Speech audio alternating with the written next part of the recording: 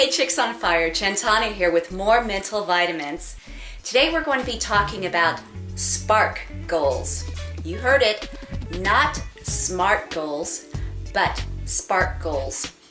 See, one of the issues that I have with traditional goal setting is they have an old-fashioned process, and as I've said before, it's much more linear, it's much more left brain, and we are way too rebellious to follow those types of goals. And the reason why we're rebellious isn't because there's anything wrong with us, it's because we're simply following our own intuition. In other words, that type of system doesn't work for us.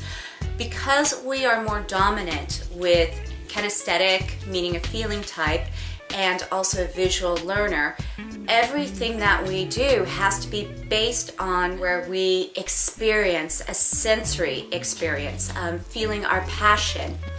And I don't know how many of you have had coaches in the past or have had taken goal setting classes, but there's one thing that they usually say.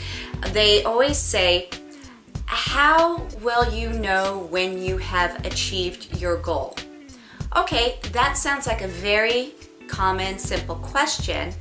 However, with a kinesthetic learner, because we are all about sensory experiences, because we have to have already felt it in the past, when we get that question asked to us, how will we know when we achieve that goal?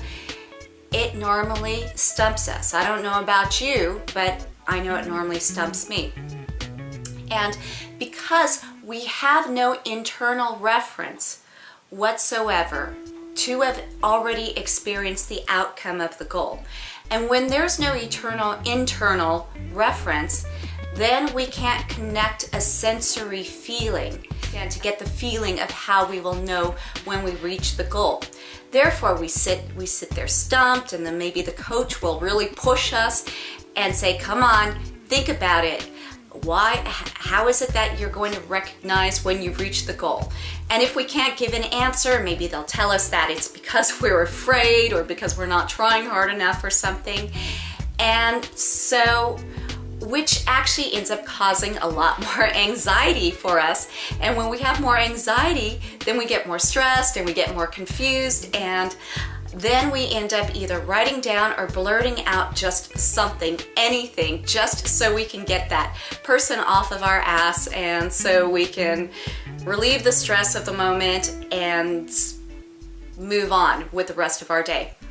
Now, the problem with doing that by blurting out just any old answer is many times the coach will put it away in their file, or you have it written down on a piece of paper and you're supposed to follow that whatever answer that you gave.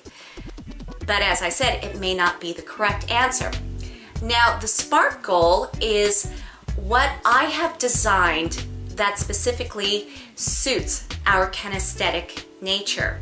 Remember, I told you that you're going to be learning things different here that you've most likely never heard or learned before.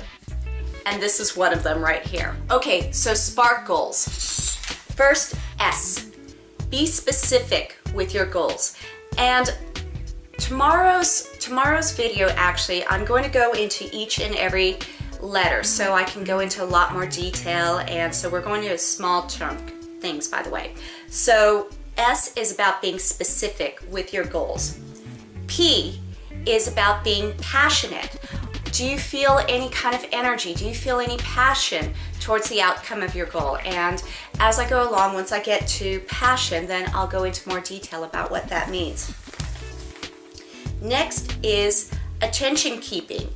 Is this goal something that's going to keep your attention, or is it something that you generally get bored with and you're going to give up on a short time in a short time after starting the goal? So you really want to create a goal where you know you can keep your attention with. Next thing, is your goal realistic? You know, for example, remember I gave the example of my girlfriend who can't really sing, and her goal is to be a singer on stage and get paid for it. So, or if your goal is to marry George Clooney, to sweep him off his feet and marry him, that may not be very realistic. So make sure that your goals are realistic. And the final thing is kinesthetic.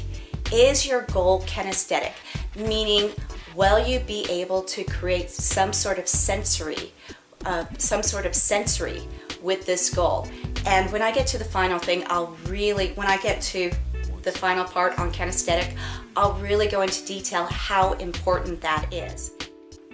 So once again, creating some sort of sensory feeling and working with your passion and making sure that you're able to keep your attention on your goals is very important. And that's what's going to keep you. The combination of all of that stuff is what's actually going to spark you to not only being focused on your goals, but keeping it going and being very, very clear on your goals. So on tomorrow's video, I will be talking about how to get specific with your goals.